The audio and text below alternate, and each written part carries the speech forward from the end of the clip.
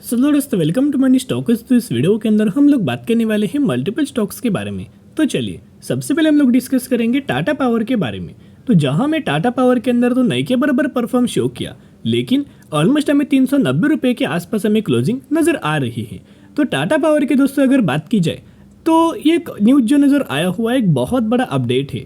उसके साथ साथ न्यूज़ के बारे में भी हम लोग बात करेंगे और कुछ ऐसे टेक्निकल लेवल्स है उन लेवल्स के बारे में भी हम लोग जानना चाहेंगे, क्योंकि ये बहुत अच्छे खासे लेवल के ऊपर कंपनी ट्रेड कर रहा है और यही से बहुत अच्छे खासे रैली हमें कंपनी के अंदर कंटिन्यू हो सकता है। तो बेसिकली लेवल्स की अगर बात की जाए तो यहाँ मैंने ईयर टिल डेट का चार्ट टाटा पावर को ओपन किया हुआ है। यहाँ अगर एक चीज़ ऑब्जर्व करके चलेंगे तो ऊपर से एक रेजिस्टेंस लेवल देखने को मिल रहा है एंड नीचे से एक अच्छा खासा सपोर्ट लेवल हमें टाटा पावर के अंदर नज़र आ रहा है एंड बीच में हमें कंपनी ट्रेड करते हुए दिखाई दे रहा है। तो कहीं ना कहीं कंपनी क्या कर रहा है ना, कंसोलिडेट कर रहा है। और एक लेवल आपको जानना चाहिए कि कंपनी जब 190 200 रुपये पर भी लगातार कंसोलिडेट कर रहा था, गिरावट के अंदर मिल रहा था, उस वक्त भी हमने आपके साथ शेयर किया था। और अभी टाटा पर ऑलमोस्ट हमें 400 रुपये के आसपास मिल रहा है। आज भी वही बात मैं आपके साथ शेयर कर रहा हूँ कि क्या है ना, कंपनी दोस्तों एक पैटर्न है कि पहले कंपनी के अंदर बड़ा तेजी आएगा। लॉकडाउन के अंदर 2020 में ये कंपनी 30 रुपये पर अवेलेबल था। 30 रुपये की कंपनी ने 200 रुपये के लेवल्स अचीव किया और उसके बाद कंपनी साइडवेज मूवमेंट करने लगा, कंसोलिडेट करने लगा। और जैसे ये लेवल्स कंपनी ने निकाला वैसे में तेजी आने लगा और फिर कंपनी के द्वारा करंटली 400 रुपये के आसपास हमें ट्रेड कर रहा है। सेम तरीके से कंपनी करंटली सिचुएशन हमें हैंडल कर सकती, सेम पैटर्न कंपनी फॉलो कर सकती। यही लोगों को थोड़ा बहुत पैनिक करेगा, यहाँ लोगों को दिखाया जाए कि यहाँ से गिरावट होने वाली है और फिर आपको तेजी नज़र आ सकती। तो एक ही रिक्वेस्ट मैं आपके साथ करना चाहूँगा, जितना कंपनी कंसोलिडेट करे, गिरावट के अंदर मिले, उतना कंपनी के अंदर जरूर दोस्तों बाइंग करना, क्योंकि ऐसा मौका आपको बार बार आने वाले फ्यूचर में नजर नहीं आएगा। बेसिकली खबर 3 घंटे पहले नजर आया हुआ था और पुराना भी दोस्तों एक और हमें अपडेट इसी तरीके से देखने को मिल रहा था कि बेसिकली जो power demand to grow 8 to 9% in India, capacity will grow but cost will fall from 2030। Pravir Sinha ये जो कि टाटा पावर के एमडी है और सीईओ भी है, तो इनका ये मानना है कि टाटा पावर का जो या फिर जो पावर सेक्टर की जो डिमांड है आने वाले फ्यूचर में इंडिया की, वो 8 से 9% तक की ग्रोथ हमें दिखाई दे सकती है। उस हिसाब से कैपेसिटी भी इंक्रीज होगा, ग्रो होगा, राइट। लेकिन ये पॉइंट उसको समझ में नहीं आया, but cost will fall from 2030। ये क्या हुआ दोस्तों, कॉस्ट क्यों फॉल होगा? अभी आप सभी को पता है कि ज़्यादा से ज़्यादा कंपनी क्या करता है, जो पावर जनरेट करता है ना, वो कोल बेस से पावर जनरेट करता है। जो फॉसिल फ्यूल जो फ्यूल होता है कोल बेस, तो कोल बेस से ही कंपनी पावर जनरेट करता है। लेकिन करंटली इनके द्वारा बहुत बड़े बड़े इन्वेस्टमेंट किए जा रहे हैं रिन्यूएबल एनर्जीज के अंदर, सोलर एनर्जीज के अंदर। तो इस हिसाब से अगर आप देखा जाए तो इनका ये मानना है कि आने वाले फ्यूचर में जो कोल बेस तरीके से जो पावर जनरेशन है वो हम लोग रिड्यूस करने वाले हैं, राइट।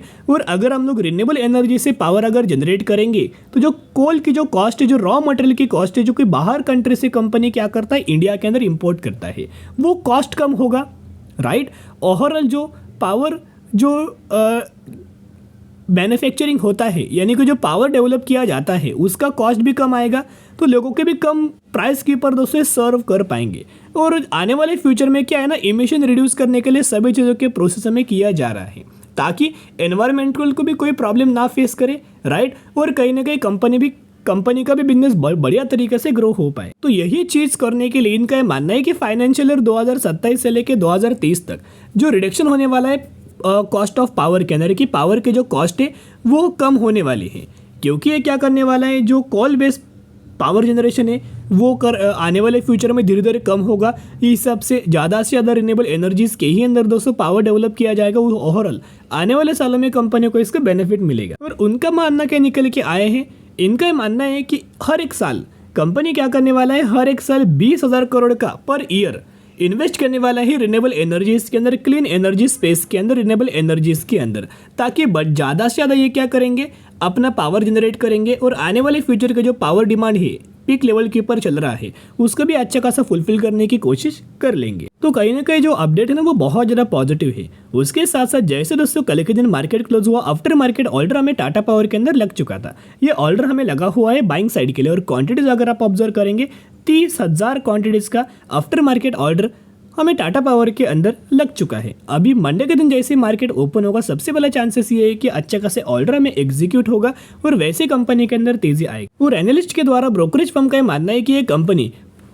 438 रुपीज़ से लेके 500 रुपीज़ तक का टारगेट हमें अचीव करके दे सकता है। लेकिन इनका जो एवरेज टारगेट दिया गया है टाटा पावर कंपनी के अंदर, इनका मानना है कि 470 रुपीज़ तक का टारगेट टाटा पावर हमें कंपनी अचीव कर सकता है। तो चलिए अभी हम आ चुके टेक्निकल चार्ट के अंदर। यहाँ अगर आप गौर से ऑब्जर्व करके चलेंगे तो जिस प्राइस रेंज के आसपास हम लोग एक्सपेक्ट कर रहे थे वही प्राइस रेंज के आसपास आ चुका है, सपोर्ट लेते हुए दिखाई दिया हुआ है और कंसोलिडेट कर रहा है।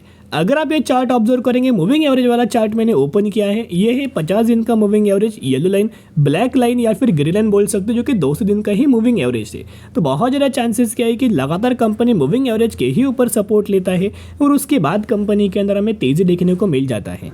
तो जितना आपको टाटा पावर के अंदर गिरावट नजर आए, फॉल नजर आए, कंसोलिडेट करे, उतना बाइंग करने के लिए एक बढ़िया तरीके से मौका होता है, क्योंकि तेजी जब आएगा ना तो सबसे ज़्यादा आप ही को दोस्तों बेनिफिट्स होगा। लेकिन अगर आप तेजी के अंदर बाइंग करेंगे ना तो आपको बेनिफिट नजर नहीं आएगा। तो जरूर बायोंडी स्ट्रेटेजी अप्लाई करके चल सकते हो। अभी हम बात करने वाले हैं अगली कंपनी के बारे में जिसका नाम है केपीआईटी। तो केपीआईटी के अंदर ऑलमोस्ट हमें पिछले ट्रेडिंग सेशन के अंदर 2.5% की जंप देखने को मिल चुका था एंड कहीं ना कहीं 1393 रुपीज़ के आसपास में केपीआईटी क्लोज हो चुका था।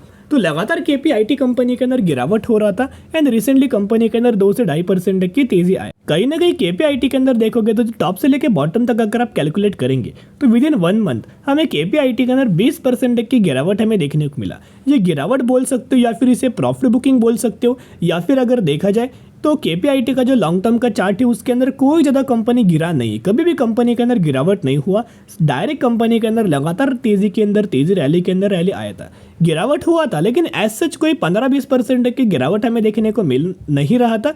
जितना भी कंपनी के अंदर तेजी आ रहा था 2 से 3% कंपनी करेक्ट हो रहा था और फिर तेजी कंटिन्यू हो रहा था। लेकिन अभी दोस्तों तेजी आने का बड़ा कारण है क्योंकि अगर आप केपीआईटी का टेक्निकल चार्ट को एनालाइज करके चलेंगे तो कंपनी के द्वारा जो 50 दिन का मूविंग एवरेज है उसके ऊपर तो कंपनी ने सपोर्ट नहीं लिया, लेकिन फाइनली कंपनी 200 दिन के मूविंग एवरेज के ऊपर हमें देखने को मिल रहा है। कई सारे कंपनीज 50 दिन के ही ऊपर सपोर्ट लेता है, कई सारे कंपनीज जो 200 दिन का मूविंग एवरेज होता है उन्हीं मूविंग एवरेज के ऊपर आके हमें सपोर्ट लेते हुए दिखाई देता है। अभी बहुत ज़्यादा चांसेस है कि कंपनी यही लेवल्स के ऊपर सपोर्ट ले, यही लेवल्स के ऊपर कंपनी कंसोलिडेट करे, कुछ पैटर्न कंपनी फॉलो करे और फिर जब कंपनी के अंदर तेजी आएगा, सबसे पहले क्या है ना, ये कंपनी 1700 रुपये का लेवल अगर अचीव करेगा, ब्रेक करता है तो कंपनी फिर 1800, 1900 और 2100 इस तरीके से टारगेट्स आपको देखने को मिल सकते। ओवरऑल रिटेलर्स बाइंग करे या ना करे, एफआईज के द्वारा लगातार बाइंग किया जाता है, म्यूचुअल फंड्स के द्वारा लगातार बाइंग किया जाता है। प्रमोटर्स के पास तो ऑलमोस्ट हमें कांस्टेंट होल्डिंग है। एफआईज देखोगे तो 23.5% तक का स्टेक था, वो बढ़ा के 26.5% तक का स्टेक किया। डीआईज ऑलमोस्ट उतने ही थोड़ा बहुत माल घटाया है। पब्लिक ऑब्जर्व करेंगे तो 23.5% तक का स्टेक था, अभी घटा के 21.5% तक का हमें स्टेक किया हुआ है। यानी कि एफआईज के द्वारा लगातार बाइंग किया जा रहा है एंड पब्लिक के द्वारा लगातार माल बेचा जा रहा है। तो एक ही रिक्वेस्ट मैं आपके साथ करना चाहूँगा, केपीआईटी कंपनी कोई बुरा कंपनी नहीं है। इसके अगर आप पैरामीटर चेकआउट करके चलेंगे तो जो कंपनी का रेवेन्यूज है फाइनेंशियल ईयर 2019 में 680 करोड़ था, बढ़ के वो करंटली बढ़ के 2023 में 3405 करोड़ के आसपास हमें देखने को मिल रहा है। एंड केपीआईटी कंपनी का अगर आप प्रॉफिट्स भी ऑब्जर्व करेंगे 2019 में ऑलमोस्ट कंपनी का जो प्रॉफिट हमें 55 करोड़ के आसपास था, वही 2023 में ऑलमोस्ट हमें 387 रुपीज़ के आसपास हमें देखने को मिल रहा है। और केपीआईटी कंपनी कोई बुरा नहीं है। एआई के अंदर कंपनी काम कर रहा है, आर्टिफिशियल इंटेलिजेंस के जो सर्विसेज है वो ऑटोमोटिव सेक्टर कोई कंपनी अच्छा खासा प्रोवाइड करते हुए देखने को मिल रहा है। ये कंपनी आईटी सेक्टर से तो बिलोंग करता है, लेकिन जो ऑटोमोटिव के जो इनके सर्विसेज है एआई के, वो ऑटोमोटिव सेक्टर कोई कंपनी अच्छा खासा सर्विसेज प्रोवाइड कर रहा है, जिसकी सबसे कंपनी बढ़िया तरीके से काम हमें कर रहा है। तो जितना कंपनी गिरे उतना बायोंडी स्ट्रेटेजी अप्लाई करना एक बड़ा अपॉर्चुनिटीज हमें देखने को मिल रहा है। अभी हम बात करेंगे परसिस्टेंट सिस्टम लिमिटेड, जो कि ऑलमोस्ट 8000 रुपीज़ पर ट्रेड कर रहा है, मैक्सिमम में 3800% का रिटर्न ऑलमोस्ट हमें शेयर होल्डर्स को दे चुका है। तो कहीं ना कहीं अगर आप एक चीज ऑब्जर्व करके चलेंगे, रिसेंटली कंपनी के अंदर 1:2 रेशियो के अंदर स्प्लिट का अनाउंसमेंट हुआ था, जिसके अंदर आपको 1 के बदले 2 शेयर मिलने वाले थे। तो जरूर कंपनी के बारे में स्टडी एनालिसिस कर सकते हो। तो चलो दोस्तों, आज के लिए इतने। अगर आपको ये वीडियो पसंद आए जरूर वीडियो को लाइक और चैनल को सब्सक्राइब करके चल सकते हो। फिर मिलेंगे, बाय।